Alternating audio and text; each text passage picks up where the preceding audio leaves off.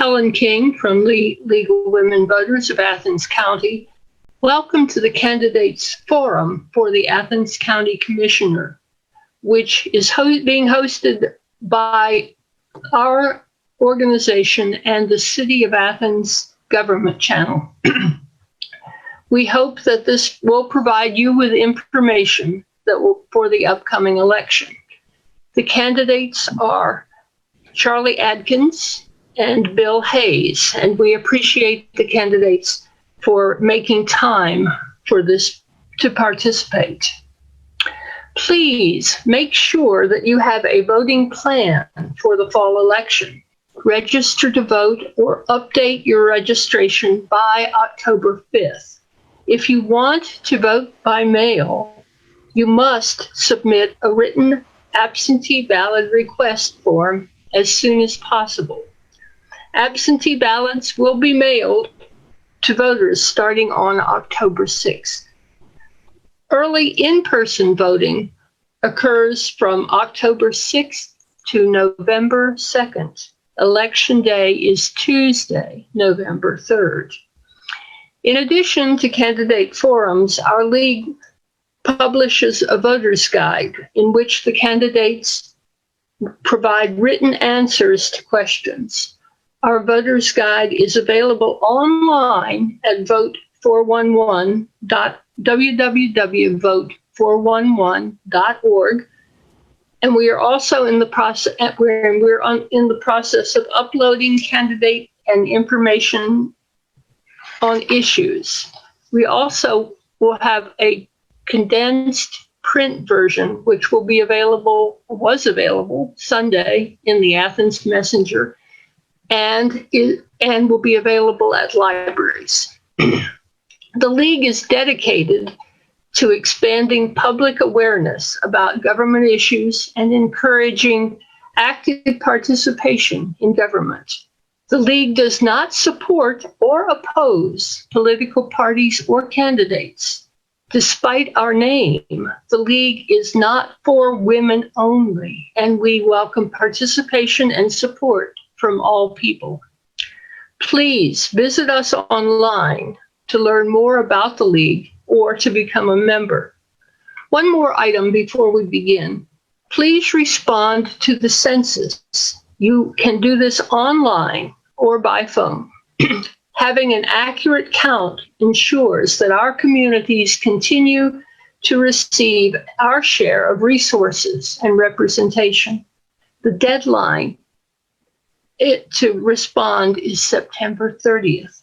And now I'll happily turn this event over to Tanya Conrath, our moderator for the evening, who will explain the process. Thank you, Helen. I appreciate it. Welcome to tonight's forum. I will begin by explaining our procedures, which each of our candidates for tonight have agreed to in advance. Tonight's forum will include an opening statement by each candidate, questions from the public, and a closing statement by each candidate.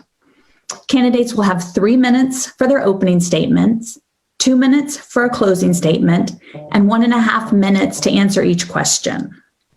There will be no rebuttals. The order for answering questions will rotate, and I will indicate who speaks first. The candidate can see our timekeeper, who will indicate when the speaker has 30 seconds remaining, 10 seconds remaining, and when their time has expired.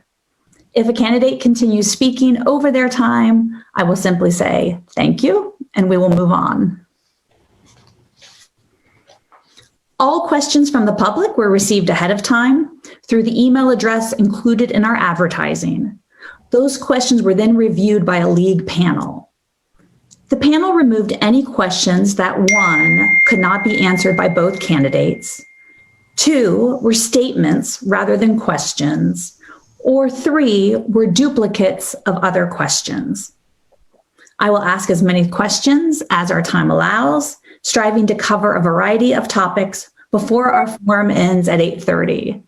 That should give you all enough time to go pop your popcorn and settle in for the first presidential debate, which starts tonight at 9. The order in which our candidates will speak has already been determined.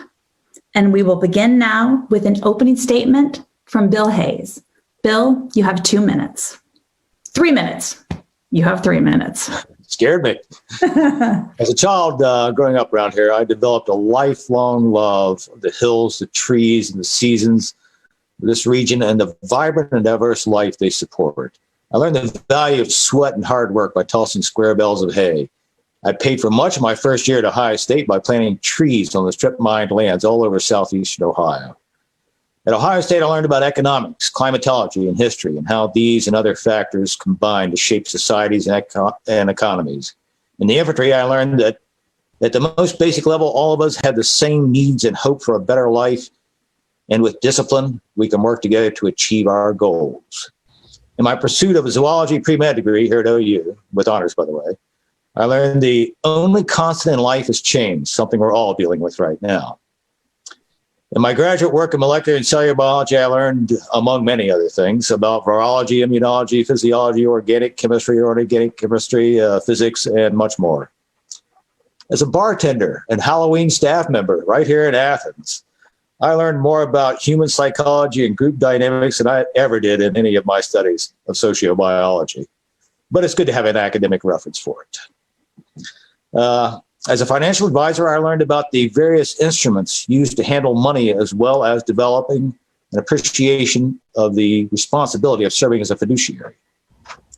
Did that here in Athens too. As a special project director and scientific liaison for the Edison Institute, I gained experience in purchasing, budgeting, proposal preparation, and administration. I also learned the importance of clear and understandable communications. I learned about construction management from the planning phase to working directly on site with contractors on the Conacher Labs rehab project. I read blueprints. As a truck driver, did that for quite a few years, I saw how offshoring and greed has changed America, virtually destroying the middle class, how few businesses today employ large numbers of people at a high wage. However, affordable technology is changing things now. I'm purchasing my first CNC machine so I can diversify my product spread, and I hope to share that knowledge with many other people in the county. As an entrepreneur in niche market manufacturing, I've learned that we can compete against multinational companies. Look at Stuart McDonald Guitar Supply Company right here next to Miller's. They're one of the world's largest supplier of luthiers, and most people don't even know what a luthier is. That's niche marketing right there. And they've been there for over 50 years. We as local government need to take a lesson from them and learn to work better with local manufacturers. I'm asking for your vote so that I can have the opportunity to work with our schools, our businesses, our farmers, our entrepreneurs, and you to build a vibrant, resilient, and diversified and sustainable local economy. It won't be easy, it won't be quick, but it will definitely be worth the effort. Thank you, Bill. Charlie, you have 3 minutes. Thank you. First of all, I'd like to thank the League of Women Voters for this opportunity and all that will be viewing this event. My journey in life has been blessed. My brothers and sisters was raised by wonderful parents who instilled in each of us to be our own person. And if anyone knows me, they know I'm my own person. My wife and I have raised 2 amazing women. We have 4 grandchildren and a great-grandchild. We was married in high school when I was a junior. At that time, we had a child. And I had a few choices to make, or at least one choice and some options. One, to allow my parents to raise my family. 2, to go to work. And 3, go on welfare. I chose to go to work. I did not graduate from Athens High School. And to this date, I don't have any degrees other than hard knocks. Growing up, to be able to go to school, because my parents, one worked at a high university and my mother at the Athens Mental Health Center. I had to go out and put up hay to be able to buy a pair or two of jeans to go to school, so I felt good. So I've worked all my life to try to bring the best to my family. After 47 years of marriage, I lost my wife a year ago this past April. Thank God for family.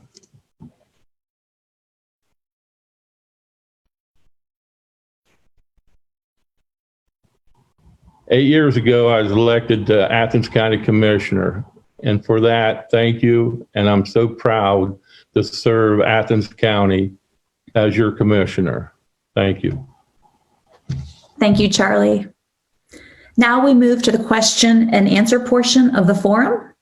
Candidates will have 1.5 minutes to answer each question from the public. Candidates, if you need me to repeat a question, just please let me know and I'll be happy to do so. Charlie, this first question is for you.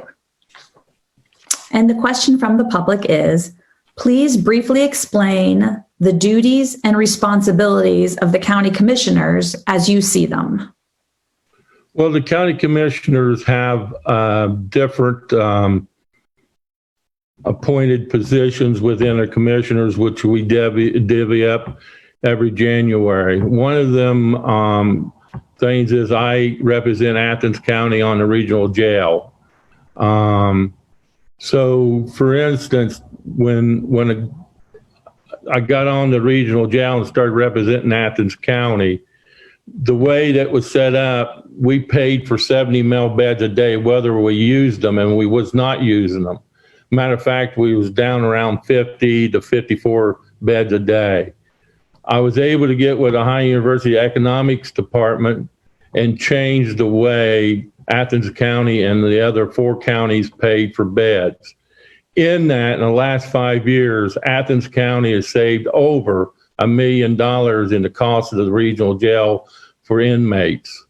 Since April of this year, we've been able, Athens County, to save $250,000 by the help of the judges, the prosecutor's office, and the work with the sheriff's office and myself. So that's one of the big things I think I've done for this county. Thank you. Thank you, Charlie. Bill, same question. Bill, I think you're muted. Thank you for that. From the state perspective, one of the primary responsibilities, as Charlie actually indicated, that county commissioners serve is to act as essentially a fiduciary agent to ensure that the expenditures that are made in the various counties are done in a wise and responsible fashion, that we're basically not wasting your tax dollars, and that all of the entities whose budgets the county commissioners review are doing essentially the best job they can reasonably be expected to do to expend money wisely in accomplishing the required tasks set before us by the state of Ohio.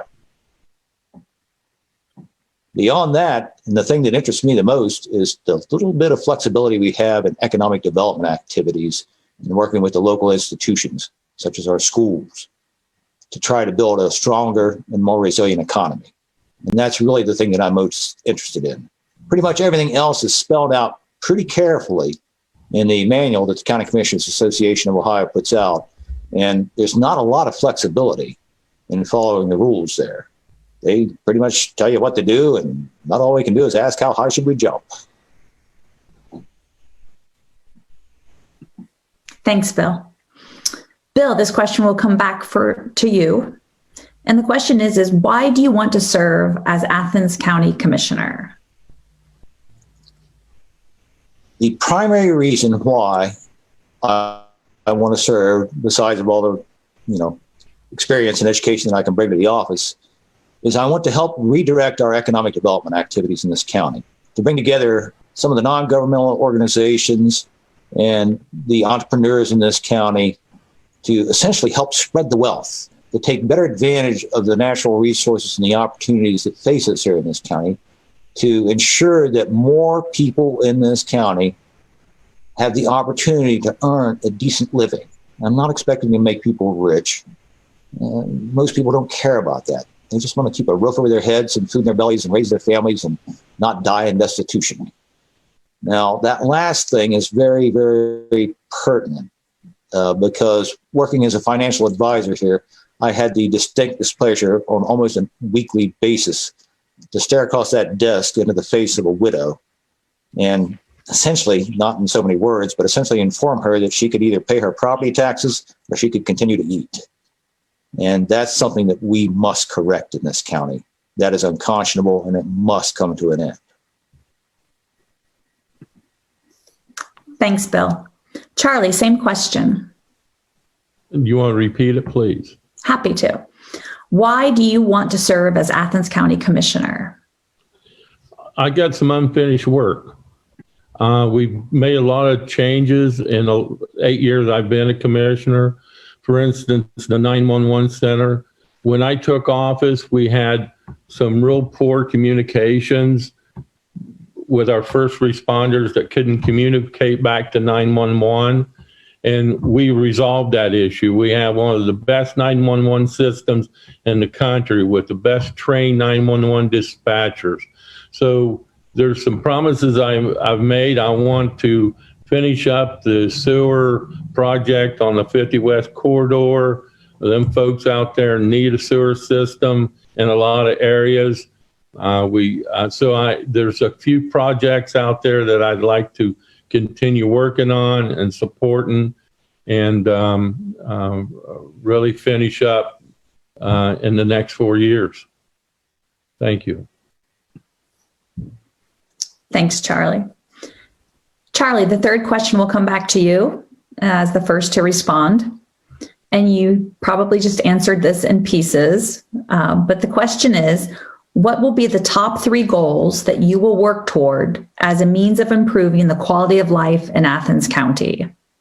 One, of course, is the 50 sewer corridor. It's very important. We have really sewer running out in front of people's yards down the creek. So it's very important. I want to make sure we continue that. Continue the service that we provide to the first responders out there. So I just think that some of the things I really like to continue on with. Thank you. Bill, same question. Okay, top 3 things. First and foremost, to work with the local entrepreneurs that basically are leading by example in this county, and to help government catch up with them and spread the wealth, essentially, to do a better job of enabling more people in the county to build their own businesses, their own locally owned businesses, so that we can have a more diverse and sustainable economy right here. Second thing, of course, the environment. One of the best things that we have to offer is the beauty that lies all around us. And it's a tremendous economic opportunity. I want to help the local landowners in particular, and a lot of the farmers around here, to share in the opportunities that tourism can bring to them. We haven't done a very good job of spreading the wealth on that, and it's time to change that. The third thing, it's, I think, time to re-examine a lot of our expenditures. We're obviously going to be looking at some contracting taxes over the next few years. No one really knows. It's kind of a wild card out there right now. But certainly we need to review everything we're doing and put contingency plans in place so that if we do have to have any contractions, we're not hurting as many people as we might if we have to do some knee-jerk reaction. Thanks, Bill. Bill, this next question will start with you. What are the top 3 challenges that Athens County villages and townships face? One of the primary things is investment capital. I had a conversation just yesterday up in Chansey. A lot of the people there don't have a lot of money. They don't have washers and dryers. They don't have cars that are all that reliable. They would love to have a laundromat right there in Chansey. And if you go to many of the villages around here, you're going to run into the same thing. So the lack of investment capital is probably the primary issue that we have there. Second to that, but attendant to it, is helping local entrepreneurs secure the financing and the capital that they need to help in their communities to build the businesses that their communities desperately need, and which can provide the jobs that those communities also desperately need. And the last thing probably is to, and I get this from a lot of the first responders that I talked to out there, apparently the 911 system, while it has a great front end, and initially, when it was originally installed, had excellent capabilities. We've let our maintenance slide a little bit on the maintenance of the repeater sections. And while they can get dispatch, a lot of them can't get back to central office. And so we need to redress that situation to protect the people in our communities. Thank you. Charlie, same question. Want to repeat it? Sure. What are the top 3 challenges that Athens County villages and townships face? All right. One thing is the blight that the land bank is working on. We have a land bank a program now that I think that are clearing a lot of blight that will improve some of these villages and has already started improving some of the villages. It's going to put the properties back on tax base where we can actually start receiving some tax dollars back for that property, which a lot of that property hasn't been paying taxes for years and years and years. So that will help the schools of getting some tax dollars back into the schools and the townships and the villages. So that's one of the things I think is very important to continue to make sure the land banks are running properly. And this another thing is the CARES money. There's money available that I think that we can, and I just talked about creating a business grant program to take some of that CARES money and put back in to these small businesses to help them start up, get up, or continue getting back where they need to be. So that's one of the things is the CARES money to get it back into the local businesses. Thank you. Charlie, this next question will begin with you. Our reliance on Ohio University to drive the Athens County economy has become a countywide issue now that enrollment is down and the university is making steep budget cuts. What do you think is Athens County's best chance at diversifying the economy beyond just Ohio University? I think this is a wake-up call to our community. And I think we have for many, many years allowed Ohio University to drive, the city and the county. And so I think it's a great opportunity and a wake-up call for us. So I believe that we got to continue supporting the small businesses like Athens Tar Machine, which the commissioners have done some work down there to get them to be able to hire more people.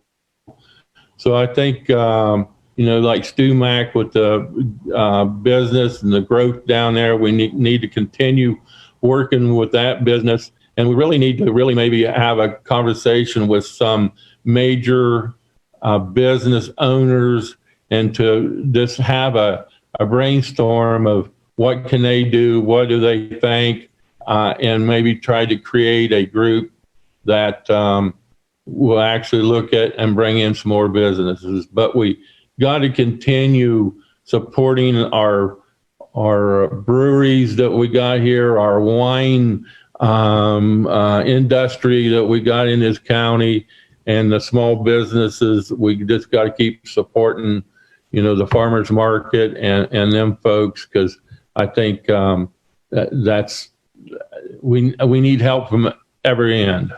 Thank you. Bill, same question. Okay, I see two really shining opportunities staring us right straight in the face. First is the Bailey's Chell is waking a lot of people up to the idea or to the fact that it's beautiful around here, and we have tourism opportunities facing us that we have done a very poor job of realizing.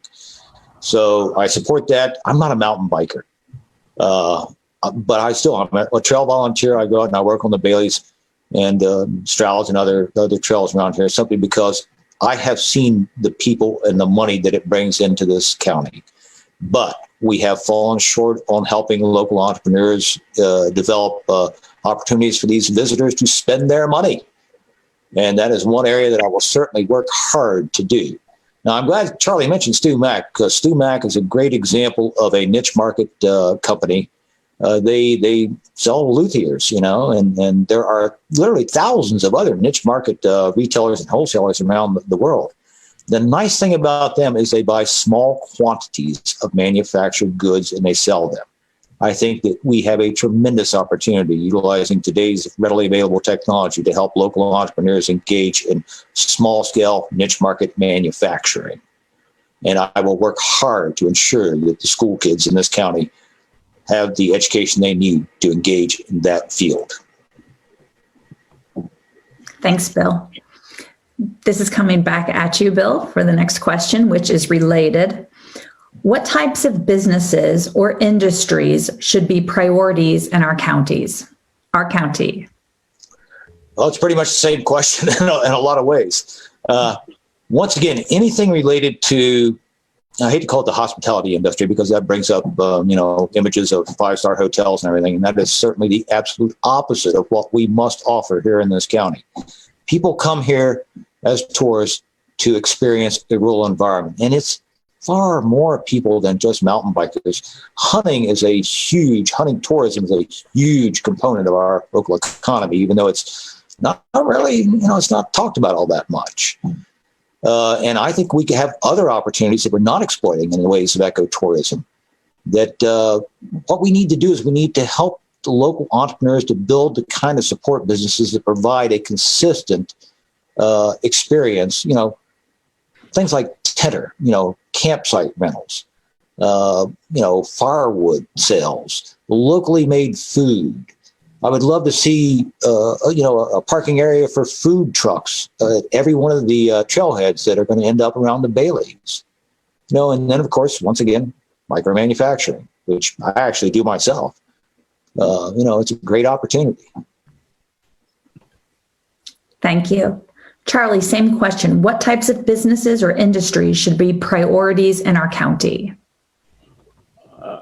First and foremost, I think we need to take care of the businesses that we got here that may be struggling with this COVID-19 especially, but it maybe have been struggling a little bit because of the economic issues with the federal government, where they've shut some opportunities to get supplies into this country and out of this country. So I also believe that, like with the Bailey's Trail, I think it's can grow. I had the numbers run by the some folks here with a visiting bureau and Economic Development Council, and the numbers that I got back,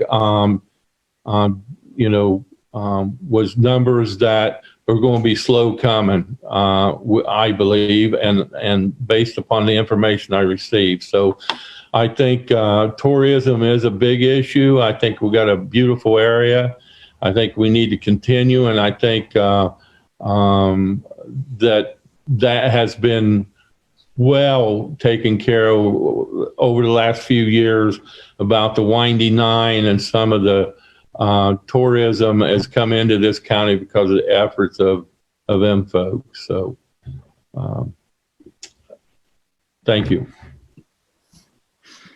Next question, Charlie. In the area of environmental sustainability, are there any activities in which you would like to see the county take a lead? One is the injection wells that we got, which I think is harmful to our county. And I've been working along with other folks to, for instance, to get the Ginsburg well out on Ladd Ridge shut down. And we find out that it did get shut down and it did get what they believe cleaned up. But the problem is there's so many injection wells getting dumped in our county that we have no idea. We do have an idea.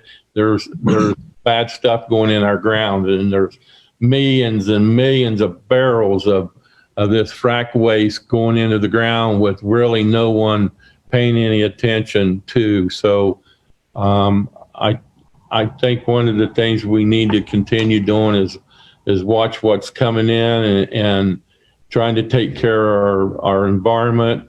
I'd like to see us work on some more solar and maybe look at doing a solar farm or two here and there to try to, help the environment. The county is just building a new EMS station, and it's top of the line and sustainability. We're going to, really cut our electric gas usage and that kind of thing down. So continue what we're doing. Thanks, Charlie. Bill, same question. In the area of environmental sustainability, are there any activities in which you would like to see the county take a lead? Well, I'll agree with Charlie that I think we really should stop all the injection well stuff. We don't want to become the next C8 poster child here in southeastern Ohio. But as far as environmental sustainability goes, once again, ecotourism is a key feature there, but also farming. We need to look at farming through a new lens, and many people around the world are right now. And we have people in this county that are looking at forest as actual forest farms. And one of the things that we really need to pay attention to, and I know a couple of people in this county that are experts at this, Heath Hutchins, the guy I met a few years back that is really good at this. We need to look at what we're doing with timber in this county and to approach it from a more sustainable harvesting method that can help us not only get, badly needed money for the people that own the land into their hands, but also help restore the native hardwoods and displace some of the invasive species in this county. Because in the long run, we're looking 2 or 3 generations down the road, it's going to turn this place into an incredibly valuable asset. For example, right now, walnut trees are amazingly valuable. We need to get rid of, some of the species that are outcompeting them and restore those to our local environment. With any luck, someday we'll actually have some chestnut trees growing around here again. Other than the Chinese chestnut trees, which are being planted out in the western part of the county right now as a farm. Next question, and we'll start with you on this, Bill. What do you see as the most pressing needs for infrastructure or capital projects in the county? Actually, traveling around the county, our roads are in pretty good shape. Really about as good as you could expect, and compared to a lot of the other counties around us. One thing I can tell you for sure that our roads are a lot wider and a lot safer than theirs are. Some of our bridges are in pretty bad shape. They're old. They need replaced. The city of Athens itself, they've got some issues with their water system, but I'm looking at pretty much countywide issues here. Bridges, one area that we really need to look hard at and hopefully find some federal funding to assist us in that because they're not cheap. One of the main issues that we do need to address, and once again, this comes down to money and equipment, is the control of runoff water on all of our roads. It's not a glamorous investment. There are no ribbon cutting ceremonies for cleaning out a ditch or cleaning out a culvert, but in the long run, it saves a tremendous amount of money because it's a lot cheaper to maintain a road than it is to have to go back and rebuild it. And that's one area that I hope that we can do a lot better, make a better effort at. But it is challenging.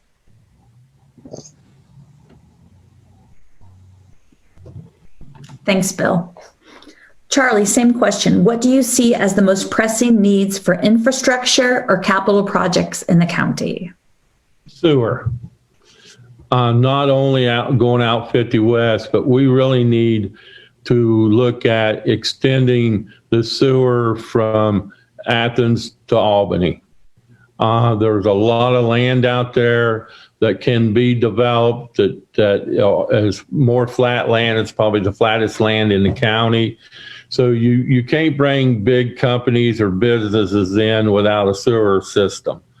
50 East, Colville area. Colville's got a sewer system down there for the village, but we need to build something bigger down that area to be able to, look at bringing in a bigger plant or a future building areas for the county. 33 between Nelsonville and the Plains. There's no sewer. You got property up there that can be developed that we could actually put some businesses in. But business is not going to be able to come in without, having proper sewage. And so I think that's one of the bigger areas. Same thing, even if you're heading up north towards Jacksonville, Trimble, and that area. So I think that's one of the major things we need to look at down the road in the future and continue building our roads to be able to get to Athens, Ohio. Thank you. Thank you. Next question, Charlie, we'll start with you. What can the county commissioners do to promote the expansion of broadband in our county? A couple things. One, in the discussion I've had this week with my clerk, some of the counties are looking at and putting together some of the CARES money, because some of the CARES money that's going out to the villages and to the townships may not be spent. So there may be monies there. And if there's around 3 for the CARES money, it's money we will be able to look at expanding and put in, internet service.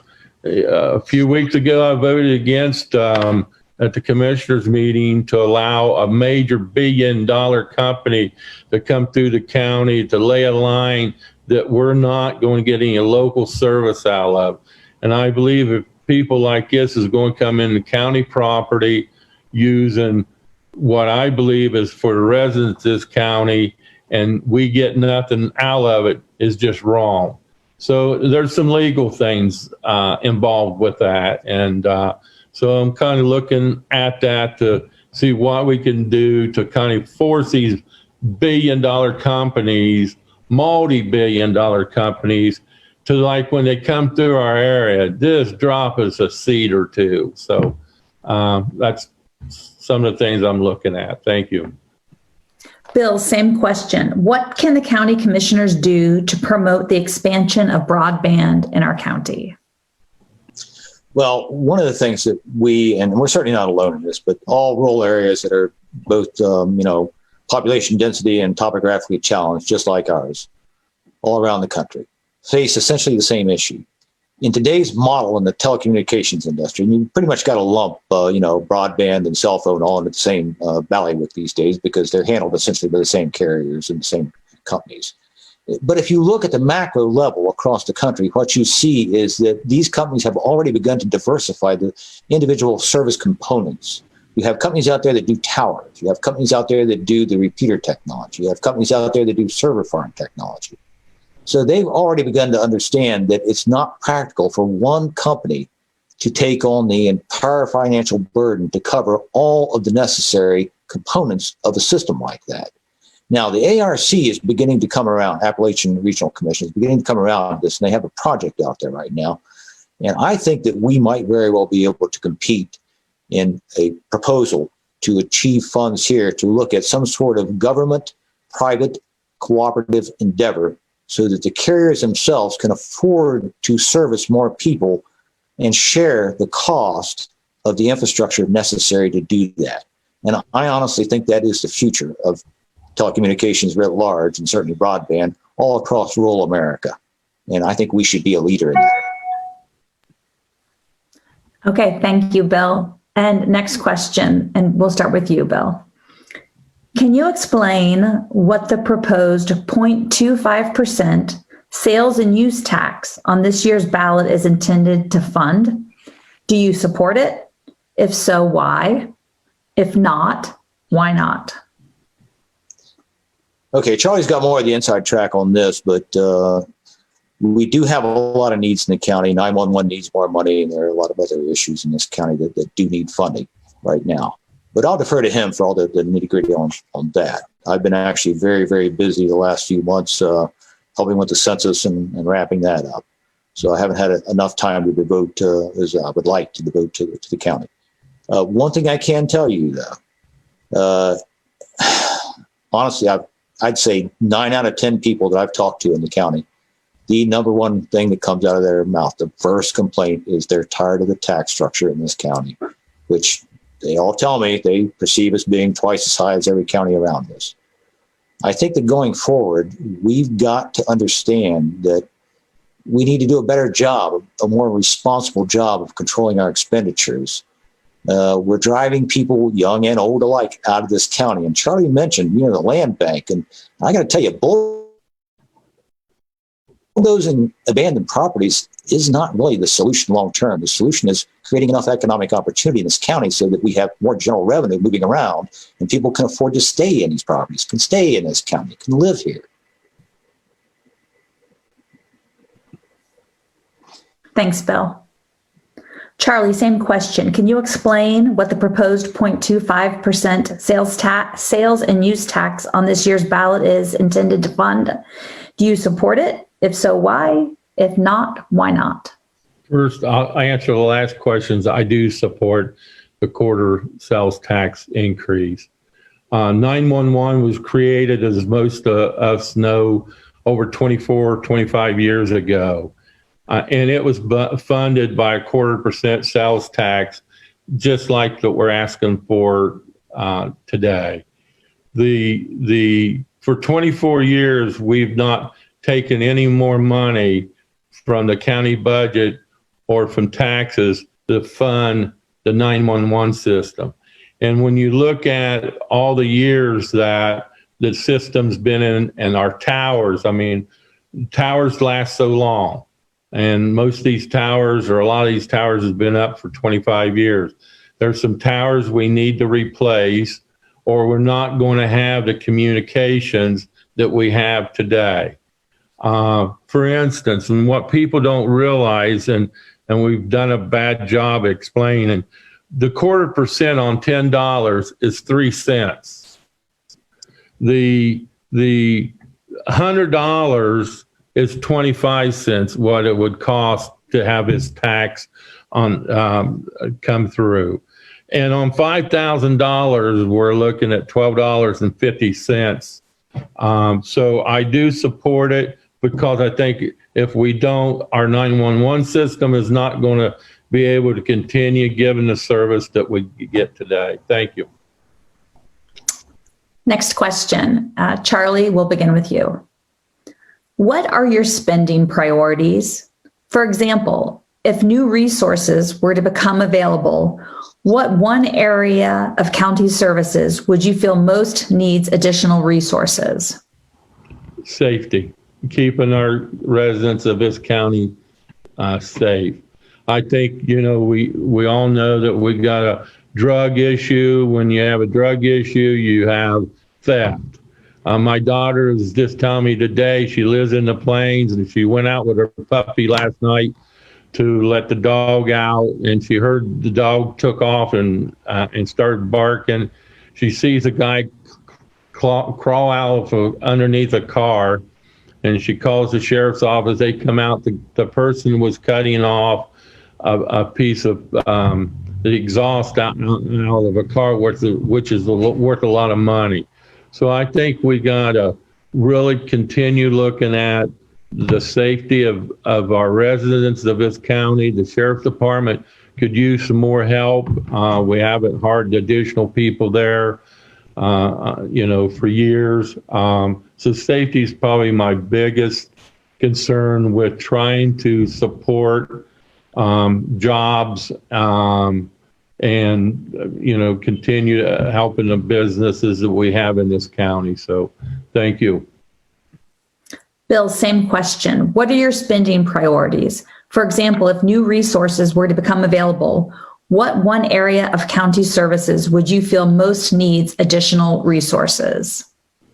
Well, without hard numbers, it's hard to speculate, but an area that I'm very concerned about, and I've gotten this from a lot of the trustees out there, is I think we need to strengthen our help, particularly to the trustees, to work with them to do a better job of securing actually identifying grant opportunities, and then getting proposals in place and pursuing federal money that right now it's going somewhere. We should get every single penny of it that we can to come here. Now, then attendant to that, the funding priorities that I have are basically job creation. And Charlie pointed out something really important there, but we kind of look at it through a different lens. Desperate people steal things. If you have more widespread economic opportunity in this county, more jobs, we're going to have a lot lower crime rate. Law enforcement, and you can ask any law enforcement officer out there, they don't really enforce the law. They occasionally catch someone, and they do a lot of paperwork. But the only way to have a civil society that functions effectively is to have compliance on the part of the individuals that make up that society. Desperation does not lead to compliance. Thanks, Bill. Next question, and Bill, we'll start with you. Should any part of the county budget be shielded from cuts? If so, which area? That actually kind of goes back to an answer that I gave you earlier. One of the things that we need to have in place in this county are contingency plans from all the different entities that are involved in public expenditures in the county. There are certain basic things that are important. We need clean water. We need safe roads. If someone does break into your house, the sheriff, you really hope they'll show up. So we need to identify the key areas, but develop a consensus of what the key areas are. Because right now, I think that and this is a terrible tendency of government writ large in America, not just here in this county, but we tend to look at things in isolation. And it doesn't work that way in the real world.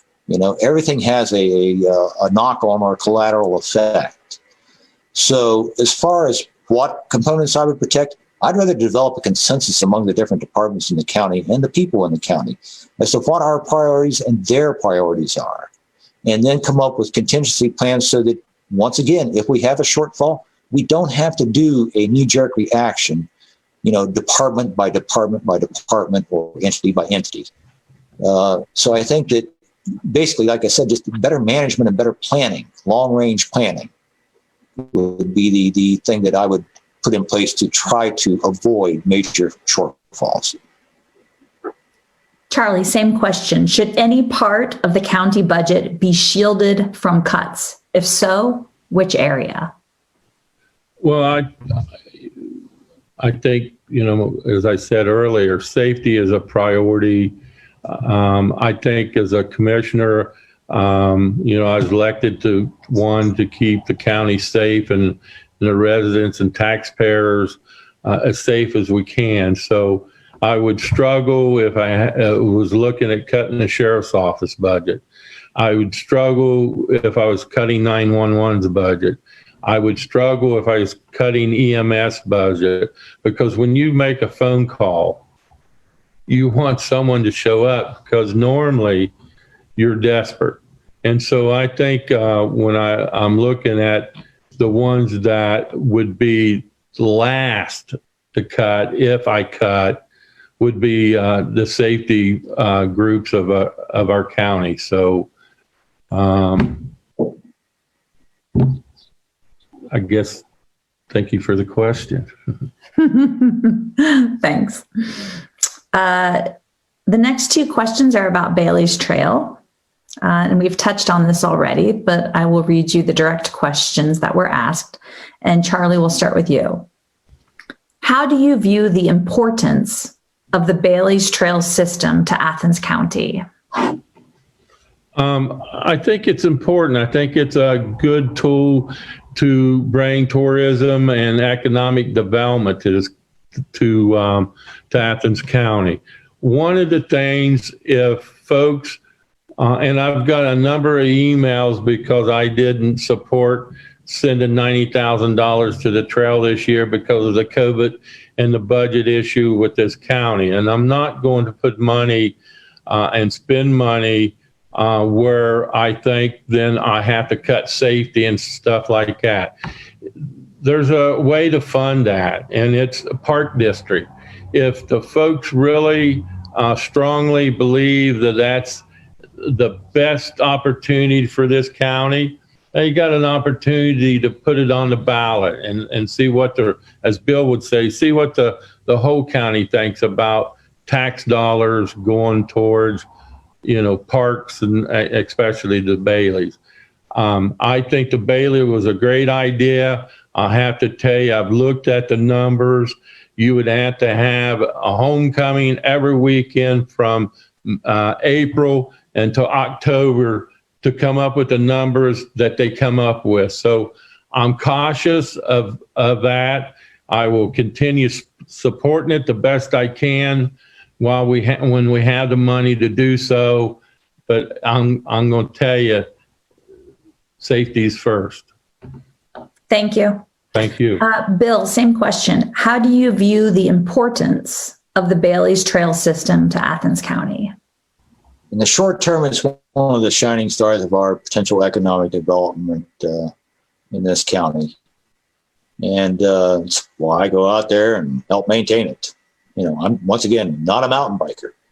But, and I agree with Charlie that a lot of the original estimates on this, I think, really are pretty optimistic if you're just looking at people riding mountain bikes out there. I think it presents a lot more opportunity than that. To me, it's a highway into the woods, and I think that we need to expand our tourism efforts to bring a lot more diverse groups of people here to enjoy it. But long term, we also have to find a way for the local landowners to benefit from this investment.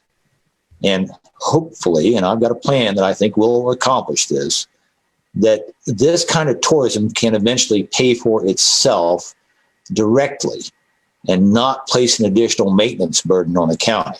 That's one of my long-term concerns with all the trails around here, is not asking you 5-10 years down the road to shoulder an additional financial burden for maintenance. But overall, I support it.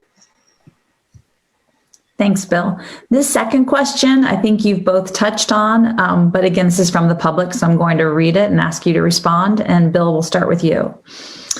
Given that goals for the Bailey's Trail system include economic development and health and wellness in our local communities, should the commissioners support the Bailey's Trail system financially, as the city of Athens is doing? Okay, I kick it off. Yes, I think so. But we, as Charlie indicated, have to be very careful. And once again, this goes back to my previous statements about analyzing what expenditures we're facing right now and coming up with contingencies. We have to be careful about how we commit to spend money.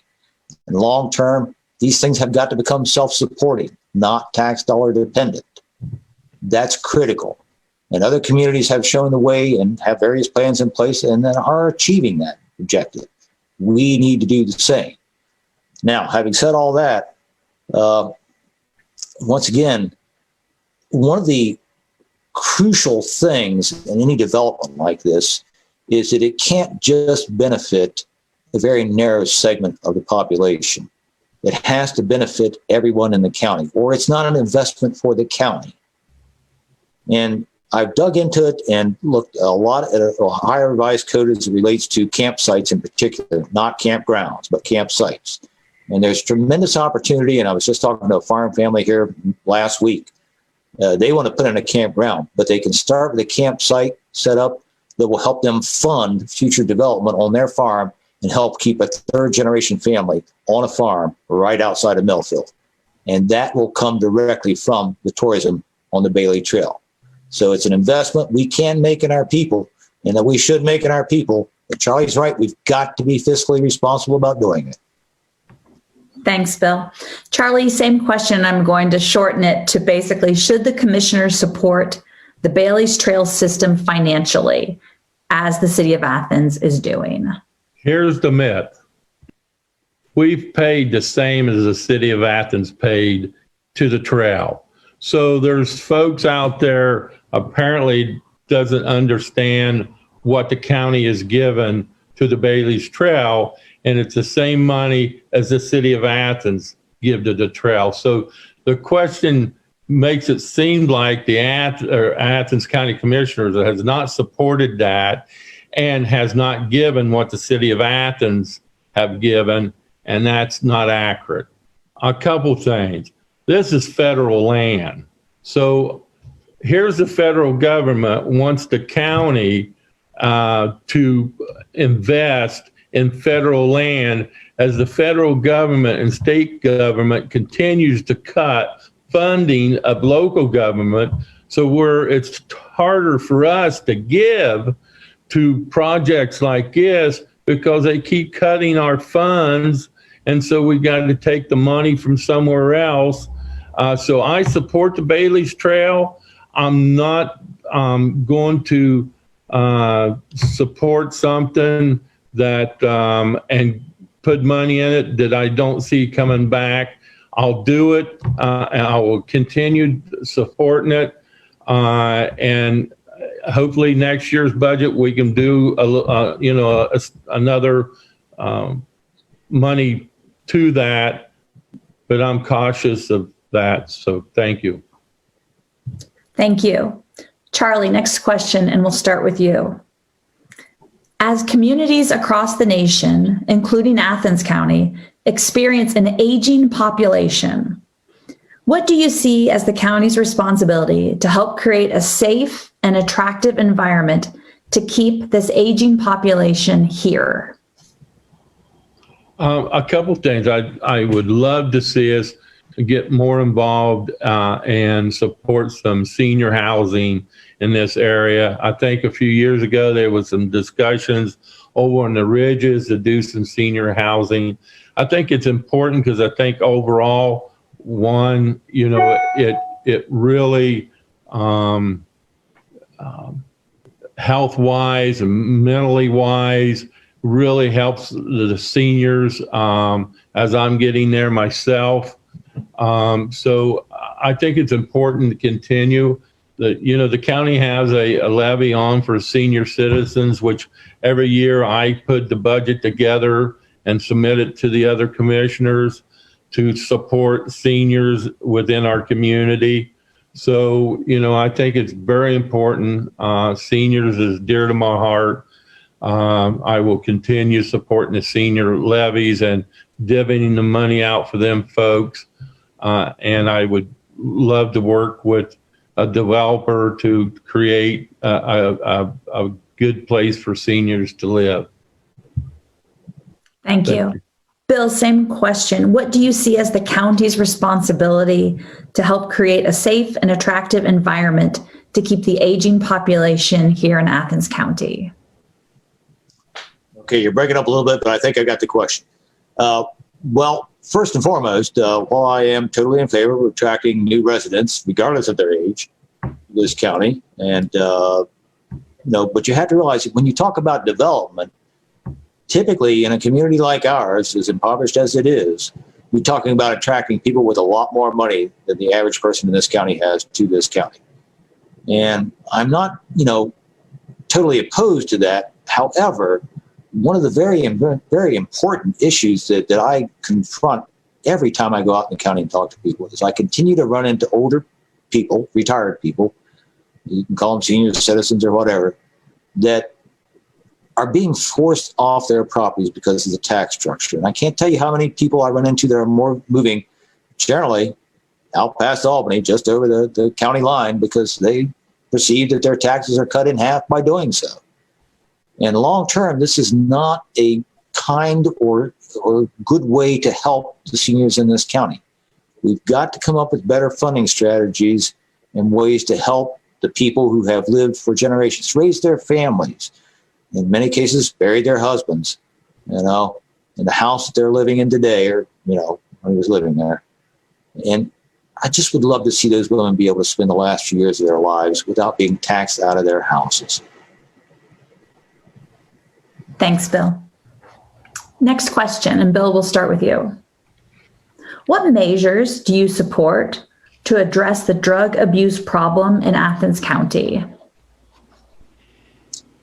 Well, I grew up in the 60s and 70s, and I can tell you right now, from decades of personal experience, drugs primarily are a recreational pastime of people who are desperate, broke, and bored.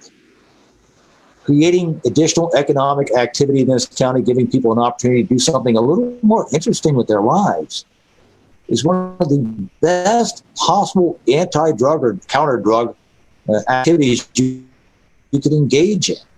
Give them something more to do, something better to do. Yes, there are still going to be a few people who have chemical addiction problems. And, it's not a criminal issue, it's a health issue.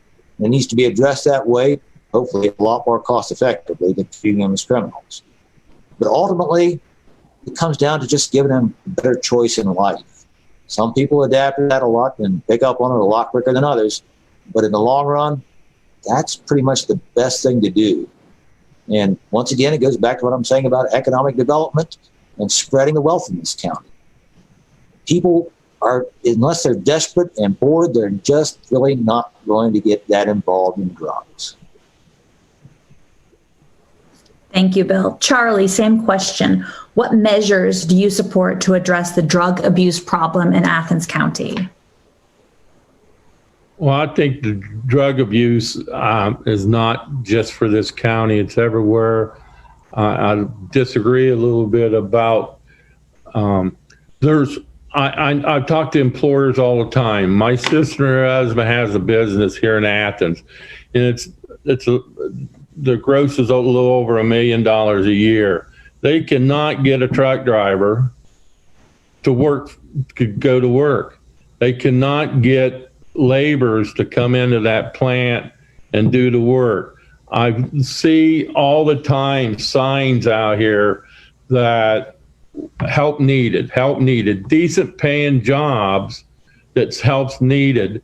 So I don't necessarily think that it's all about not having the opportunity to work to have these jobs. I think one of the problems is we was allowed our doctors and folks and our government actually to continue allowing drugs to be given to folks who would normally never have been a drug addict that become a drug addict just because they, broke a leg or just because they had an accident.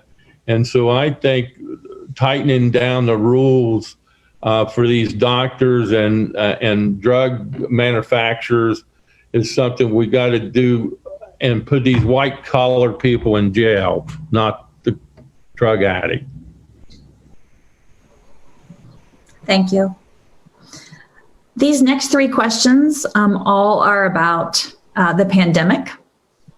And this first one, Charlie, we'll start with you. How do you think we can best cope with and survive this pandemic? Wear your mask. I think that anything we can do, the counties spent a lot of the CARES money in hand sanitizers and automatic door openers, and about every door you go through now, there's hand sanitizers there.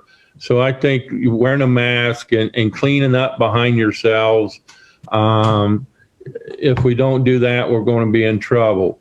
So I think, we as individuals are got to continue or work towards protecting each other. And I know there's a lot of people out there and people that I associate with that thinks this whole thing is some kind of hoax or something. And it just surprises me that people just don't believe it's a real issue.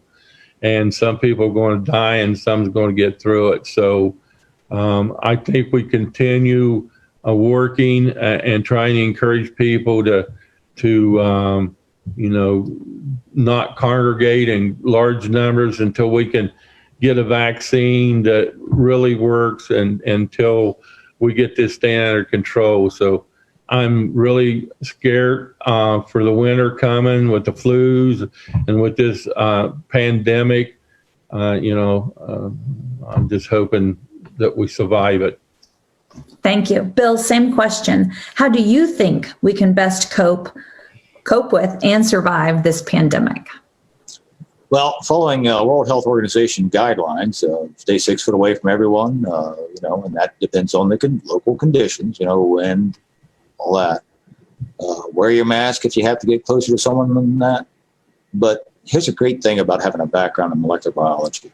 This is a large single-stranded RNA virus. It's extremely liable to ultraviolet radiation. Bottom line, stay outdoors. If you got to get around people, do it outdoors in the daytime. The challenge we face now is that we, as a society, tend to huddle very closely together indoors in the coming season. That is not going to work for us this time around. Keep your distance. Do not congregate. Don't get into a situation like a bar or a restaurant or coffee shop or theater. And I really think a lot about schools too, where you're going to be locked inside with recirculated air with a large number of people for any length of time. Basically, and this is one great advantage we have about being a sparsely populated county, keep your distance. Thank you. And a related question, and Bill, we'll start with you. There was a potential super spreader demolition derby event that was just allowed to happen at the fairgrounds on September 19th. What role do county commissioners play in such events? And what is your opinion on this kind of event going forward during a pandemic? Well, first off, it is a free country, and we can't prevent people from doing a lot of things that really don't make a lot of sense. But I hate to see things like that. Going back to my previous statement, keep your distance. If you have to get within 6 foot of another human, wear a mask. And Charlie pointed out something very important. Good hygiene is always critically important. Look, if you haven't done it before, read Laurie Garrett's The Coming Plague. It's a great book written in layman's terms. I think she actually won the Pulitzer Prize for that thing. It'll give you a great education in pandemics of all sorts and help you to better understand how to deal effectively with the one that we're facing right now. But county commissioners' role in telling people in a free country what they can and can't do, you're crossing into some pretty iffy territory there, and you're really going beyond the purview of the county commissioners. You're talking about state and federal regulatory efforts there. About the best we can do is encourage people to behave responsibly. We don't really have the authority, county commissioners don't really have the authority to dictate a lot of behavior to human beings. Thank you. So Charlie, same question about the demolition derby event that happened on September 19th. What role do you think the county commissioners play in such events? And what is your opinion on this kind of event going forward during a pandemic? Well, I got the call that night, and the person asked me if I knew about the derby, and I said, yeah, I heard that they was going to have a derby. And I said that, and to be honest with you, it was Lenny that called me because he got a call. And basically, I said, well, they need to call the health department and the director and the mayor of Athens, because the fairgrounds is not county property. We have no control over the fairgrounds as county commissioners, and we have no authority to make or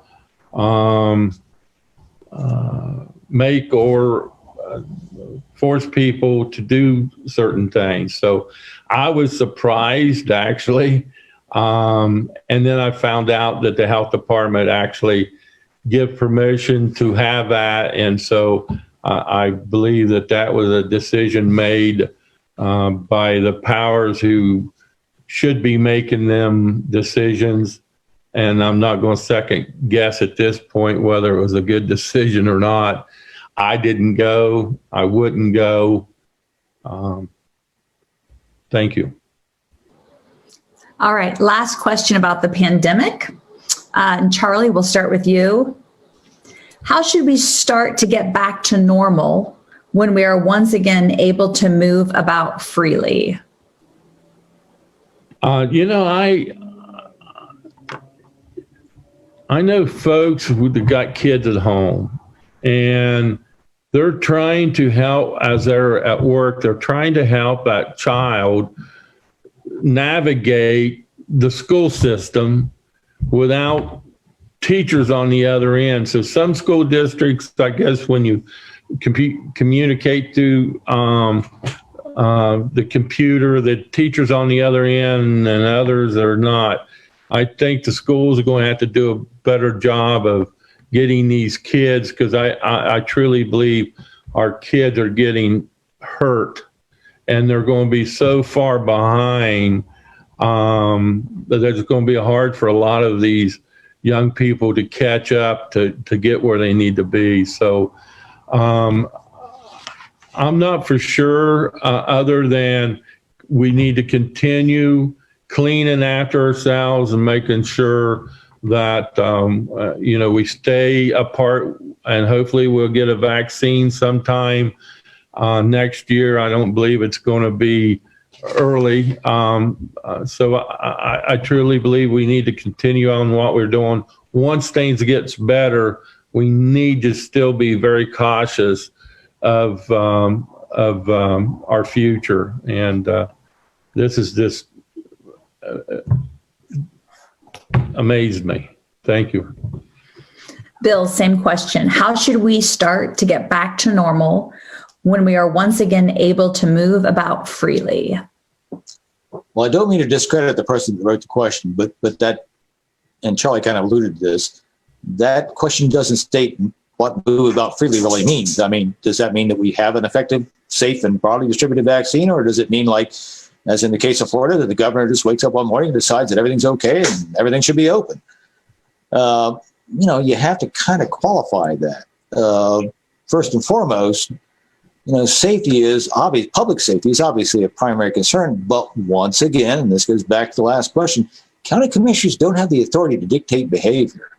And the health department, and once again, Charlie pointed this out, the health department is a lot closer to that with respect to any sort of health issue than county commissioners can be. But even then, enforcement of something like that, tough to do. But as far as getting back to normal, we'd all love to get back to normal, every one of us. But I think the future is going to be a little different than a lot different than what the past has been. I think we need to start looking a lot more at outdoor activities, a lot more just general high activity levels as far as exercise and how we congregate and where we congregate, and how we engage in social behavior. Thank you. All right, we're down to the last two questions. Bill, we'll start with you. The writer asks, what do you think would be the most appropriate gun laws to have in the state of Ohio? Most appropriate gun laws. Actually, I have a Class 6 FFL. I actually manufacture and sell cast lead bullets and do a lot of other things in that area. Grew up here in southeastern Ohio. We have a strong gun culture. What a lot of people, and this has become a very divisive issue, what a lot of people don't realize is that we have a tremendous range of gun laws in place already. Many of them are very poorly enforced. And a lot of the agencies that deal with these issues, there's very poor communication, very poor coordination. For example, a psychiatrist could determine that someone's a threat to the community. That information is not always passed on to the FBI's background or NCIS system. So the same person could the very next day walk into a gun store, purchase a gun, as much ammunition as they want, and not in any way be prohibited. So rather than passing more laws, we're not enforcing the laws that we have in place already. And many of them make a great deal of sense. I think better enforcement and better coordination are what we need to work towards in the short run. And then after we've got that sorted out, think about any other issues that we might need to address. Thank you. Charlie, same question. What do you think would be the most appropriate gun laws to have in the state of Ohio? I think we need to do a better job on background checks, and I think anyone with a criminal record or issues with their thought process should not be able to buy a gun. I think there's a lot of folks out there that millions and millions of folks out there that have weapons every day, that uses them for hunting and target practice and enjoy that sport. So I don't think taking things away from credible people is the right thing to do. I know guns, it's a big issue to some folks, that all of a sudden people are going to take your guns. Well, you know, I've been hearing this for about 50 years that they're coming after your guns, and I don't know of anyone that really got their gun taken away. So I think better background checks, and I think enforcing the laws we have on the books would be a great start. And then if we need something, we need to look at it. Thank you. Thank you. Final question, and Charlie, we'll start with you. What is your vision for the future of Athens County? My vision would be that, we create more jobs, we get more people employed. We learn how to get along and enjoy each other better and than what we're doing today. I think there's a lot of meanness and a lot of folks that are getting hurt through social media, bullying. And so I just think that we need to police that a little bit ourselves, meaning that when we see things that's wrong, we need to address them with folks the best we can without end up in it to an issue ourselves with them people. So my vision is that, our economy keeps growing. We get through this pandemic. We get our kids back in school and get them learning and give them the help they need that I don't think they're getting today.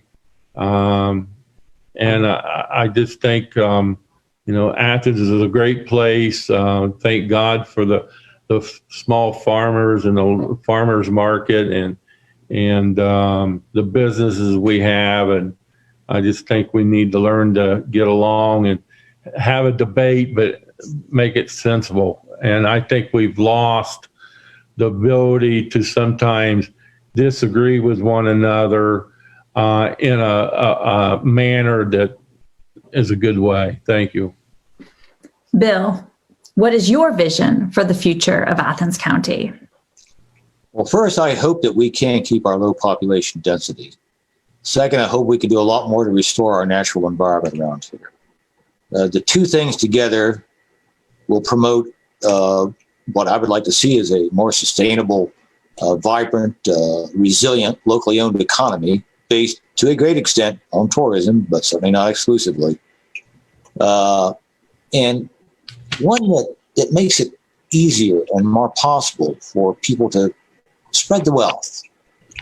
Opportunities for a kid to graduate from high school with an appropriate education that can lead to a job that they could be perfectly happy with at that point without, enduring a lifetime of massive college debt. That was one of the huge mistakes that we made with my generation. We told everyone they had to go to college regardless of what it cost. Destroyed a lot of lives that way. I want to see people, there are many people living in this county that are happy to work with their hands and love the outdoors. We need to do a better job of making sure that 20, 30, 40 years from now, they are doing exactly that and having a wonderful life right here in Athens County. Thank you, Bill.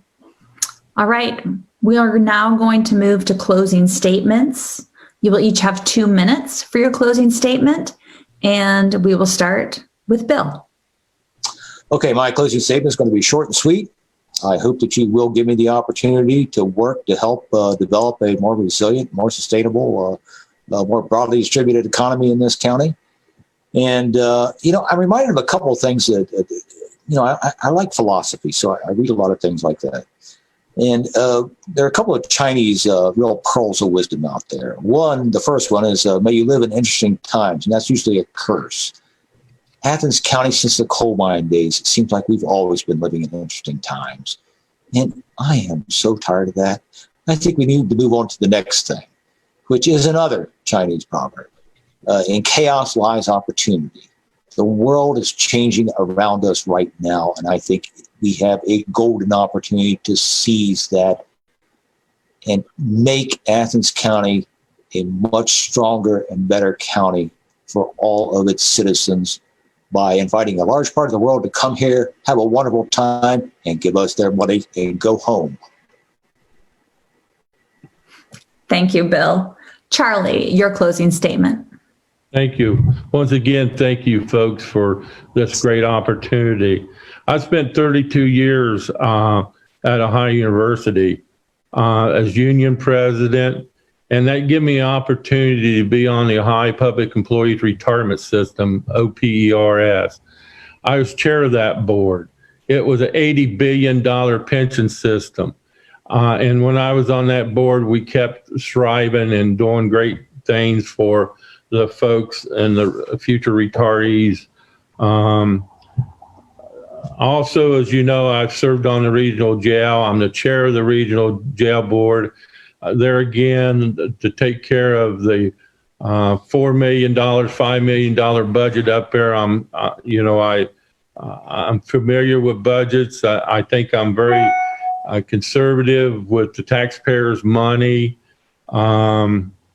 And I've enjoyed this, and I will hopefully continue to enjoy being your county commissioner.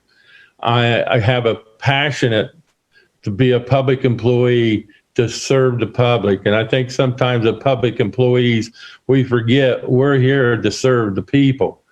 And that's something that is foremost in my heart, is to serve the people of this county.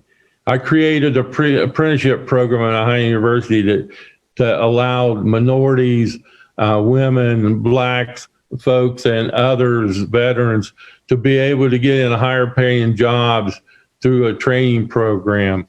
I'm going to leave you with this.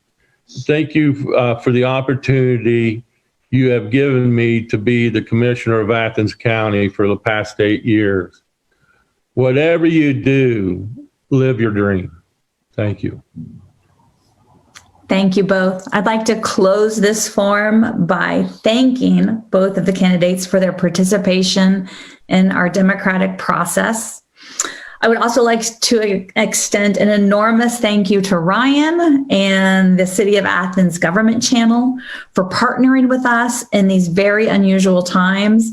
They provided the Zoom technology, the recording and distribution of the forum across multiple platforms, and the technological expertise to help make this happen. This recording will be viewable on the City of Athens' YouTube channel, as well as their Facebook page. And it is also available on the League of Women Voters of Athens County Facebook page. And it will be replayed periodically on the government channel, which is channel 1024. And finally, I want to thank the people of Athens County for submitting so many really thoughtful and insightful questions and taking part in our forum tonight, and for all of those that are going to be watching this recording. From the League again, please make a plan to vote. We have early voting starts a week from today on October 6th up at the Board of Elections, where you can go up and vote in person. There's mail-in voting. Just request your absentee ballot and send that back in. Or you can go to your polling place on November 3rd. Whatever you decide, please vote, and please consider the safety for yourself and for others. Thank you, and have a wonderful evening. Thank you.